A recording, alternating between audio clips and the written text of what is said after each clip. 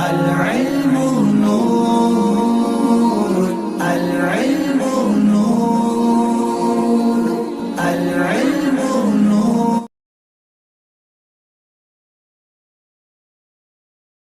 الحمد للہ رب العالمین والعاقبۃ للمتقین والصلاة والسلام علی سید الانبیاء والمرسلین، اما بعد.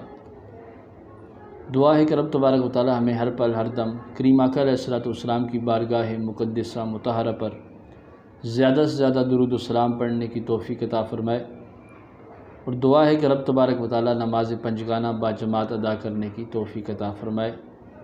آمین ثم آمین.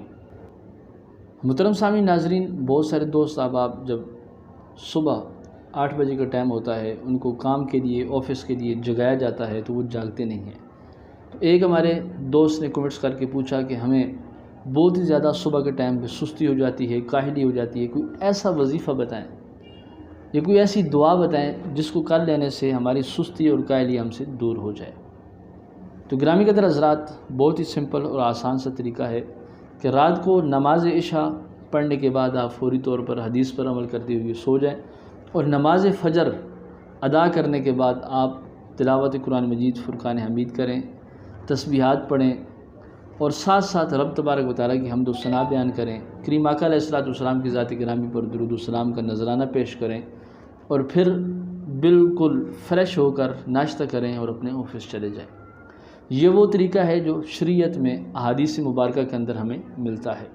لیکن اس کے باوجود اگر کوئی شخص کاہلی اور سستی کی وجہ سے اپنے آفس سے لیٹ ہو جاتا ہے، اپنے کام کاج سے لیٹ ہو جاتا ہے، دکان سے لیٹ ہو جاتا ہے، تو اسے چاہیے کہ رات کو سونے سے پہلے وہ یا حفیظ 100 مرتبہ پڑھ کر اپنی دونوں شہادت والی انگلیوں کے اوپر دم کر کے اپنے دونوں کانوں میں پھیر لے.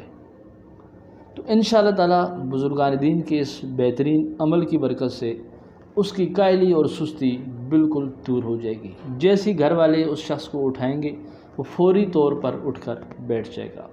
لیکن گرامی قدر حضرات، کاہلی اور سستی کی وجہ سے نماز چھوڑ دینا، ذکر و اذکار چھوڑ دینا، درود شریف کا نذرانہ پیش کرنا یہ چھوڑ دینا، یہ تمام چیزیں انسان کو حماقت کی طرف لے جاتی ہیں، گناہوں کی طرف لے جاتی ہیں. جب گناہ بڑھ جاتے ہیں تو بندے کے اوپر نوست آنا شروع ہو جاتی ہے. جب نوست آ جاتی ہے تو اس نوست کی وجہ سے بھی بعض دفعہ بزرگان دین فرماتے ہیں کہ کاہلی اور سستی بندے کے اوپر آ جاتی ہے.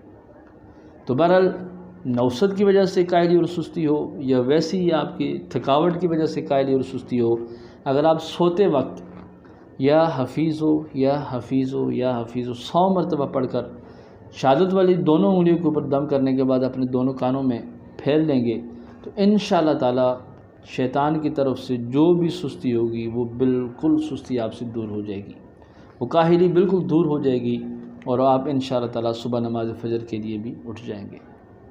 آج کی یہ مختصر سی ویڈیو آپ کو کیسی لگی آپ ضرور کمنٹس میں اپنی رائے کا اظہار کیجیے گا. دعا میں یاد رکھیے گا. السلام علیکم ورحمۃ اللہ وبرکاتہ.